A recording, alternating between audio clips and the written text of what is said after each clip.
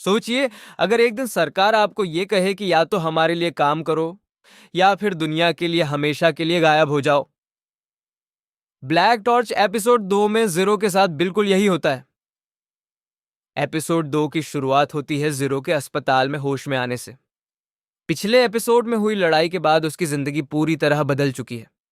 अब उसके शरीर में राघव यानी एक बेहद शक्तिशाली और खतरनाक मोनोनोके हमेशा के लिए जुड़ चुका है।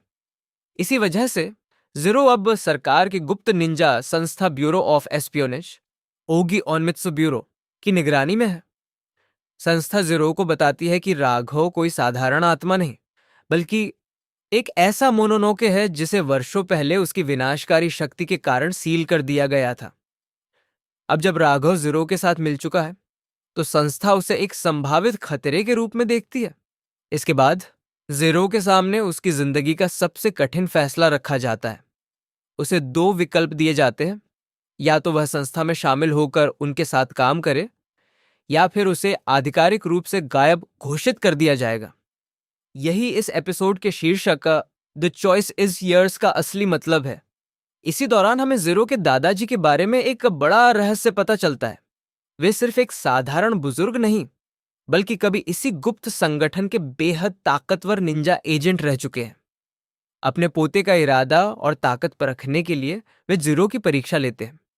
इस मुकाबले में साफ दिखता है कि जीरो अब भी अपनी नई शक्तियों को पूरी तरह नियंत्रित नहीं कर पाया है, लेकिन उसके अंदर एक सच्चे योद्धा बनने की क्षमता मौजूद है।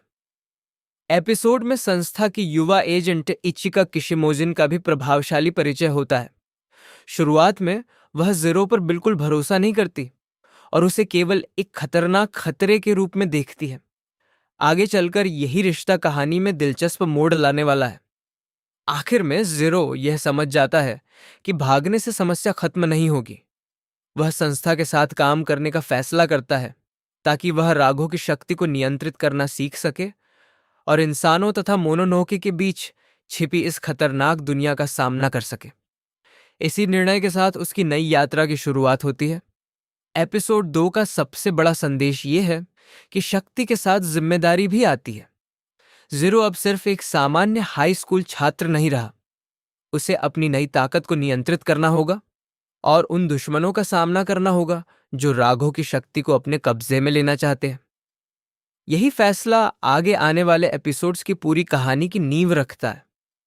अगर आपको ब्लैक टॉर्च एपिसोड 2 की ये हिंदी एक्सप्लेन पसंद आई हो तो वीडियो को लाइक करें, चैनल को सब्सक्राइब करें और कमेंट में बताइए कि आपको राघव और जीरो की जोड़ी कैसी लगी। मिलते हैं एपिसोड 3 की पूरी एक्सप्लेन के साथ।